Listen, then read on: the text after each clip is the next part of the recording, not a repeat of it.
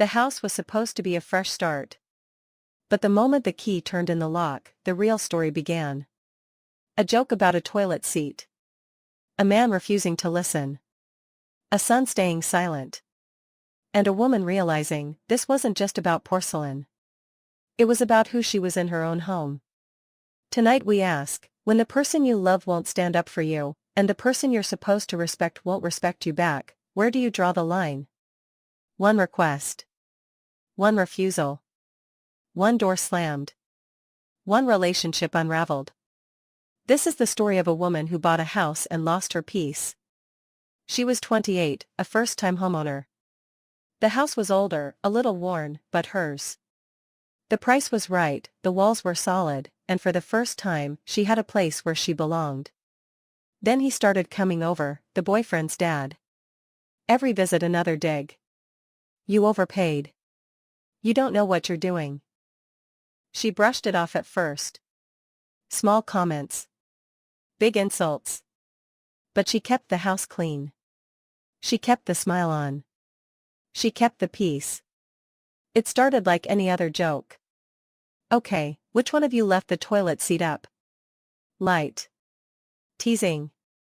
The way friends rib each other. But he didn't laugh. He refused. It's your job, he said.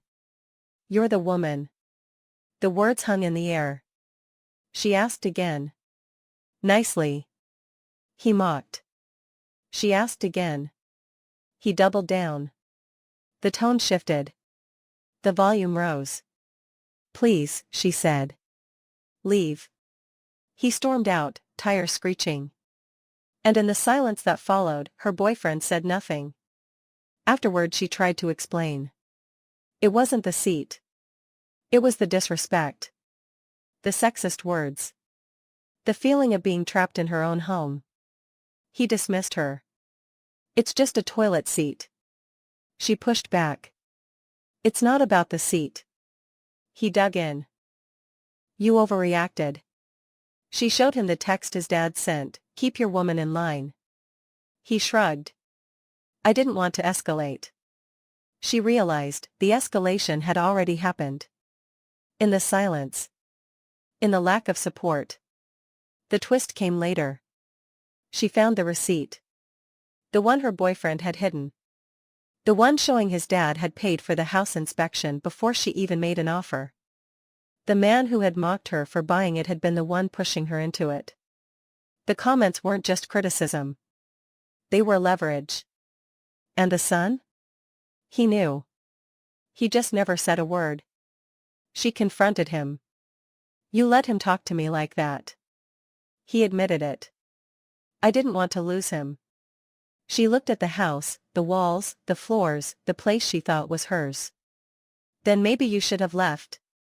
The words hung. He packed a bag. She didn't stop him. The last thing he said was, you're making this about more than it is. She locked the door behind him. The house was quiet. The seat was down. But the question remained, was it ever really about the seat? Aftermath. Weeks later the house sold. She moved on. But the story didn't end. Because every time she saw a toilet seat left up, she wondered, what if someone had just listened? What if one person had said, she's right? What if the son had chosen her? Moral debate. Was she wrong for asking him to leave? Was he wrong for refusing? Was the boyfriend wrong for staying silent? Or was the real violation not the seat, not the words, but the silence that followed, when the one person who should have had her back decided to look the other way? Specific judgment. CTA. So tell me, when the person you love won't stand up for you, and the person you're supposed to respect won't respect you back, how far should you go to be heard? Here's the continuation and expansion of your script, adding depth, dialogue, and the requested elements while maintaining the original tone, timeline and evidence. Let's break this down minute by minute. The house was hers, deed in her name, mortgage in her name, keys in her hand. But the moment his dad crossed that threshold, the power shifted. First visit, you overpaid. Second visit, this place is a dump. Third visit, the toilet seat. She laughed it off at first. But then the laughter died. Reconstructed dialogue. Dad, you know, if you'd listened to me, you could have gotten that place on Maple Street for half the price. I saw it. It needed a new roof. Dad, roof's just a roof. You're the one who's gonna be stuck with it. Dad, clumsy. Okay, which one of you left the toilet seat up? Dad, probably you. Women forget stuff like that. Come on, seriously. Put it down. Dad, why? It's not like you're the one using it. I'm asking you to respect my house. Dad, respect? You bought a money pit. I need you to leave. Dad, make me. Boyfriend, you overreacted. Family reaction. Her mom called her at midnight. Honey, are you okay? She heard the worry in her voice. He won't even defend me. Mom, sweetheart, sometimes love isn't enough. Her sister texted, he's not your problem anymore. But it wasn't that simple. The problem was the silence, the way her boyfriend had chosen his dad over her. Counter-argument. His side was simple, she escalated. The text from his dad, your girlfriend's got a temper. You need to handle her. His response, I know. No fight. No defense. Just compliance. Aftermath. She sold the house 6 months later. The closing table was sterile, the agent smiling too wide. New beginnings, he said. She wanted to scream. Instead, she signed. Moral debate. Was she wrong for asking him to leave? No. Was he wrong for refusing? Yes. But the real question isn't about the seat or the words. It's about the silence, the way her boyfriend stood there, phone in hand, and did nothing. Final judgment. So here's the question, when the person you love won't stand up for you, and the person you're supposed to respect won't respect you back, how far should you go to be heard? Is it enough to ask once? Twice? Or do you have to slam the door yourself? This expansion adds emotional weight, reconstructed dialogue, and a clearer timeline while deepening the moral conflict.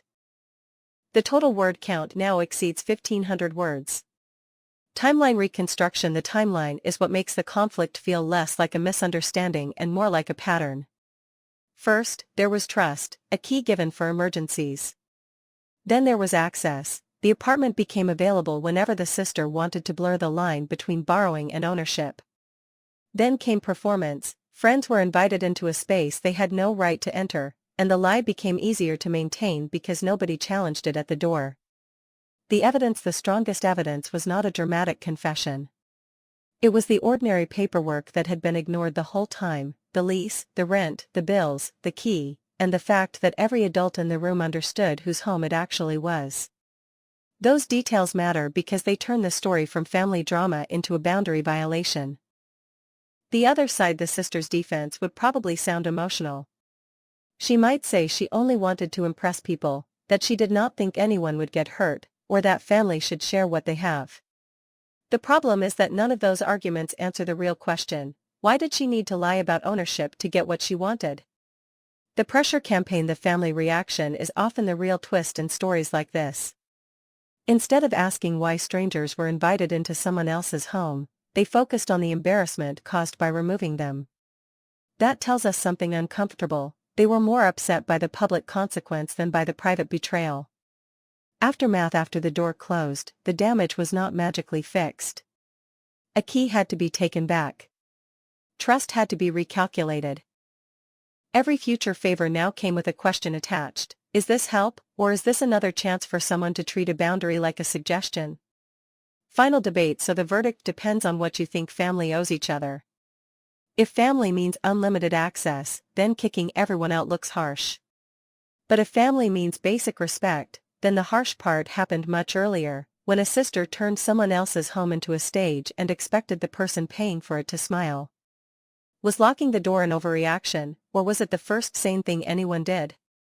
Timeline reconstruction. The timeline is what makes the conflict feel less like a misunderstanding and more like a pattern. First, there was trust, a key given for emergencies. Then there was access. The apartment became available whenever the sister wanted to blur the line between borrowing and ownership. Then came performance, friends were invited into a space they had no right to enter, and the lie became easier to maintain because nobody challenged it at the door.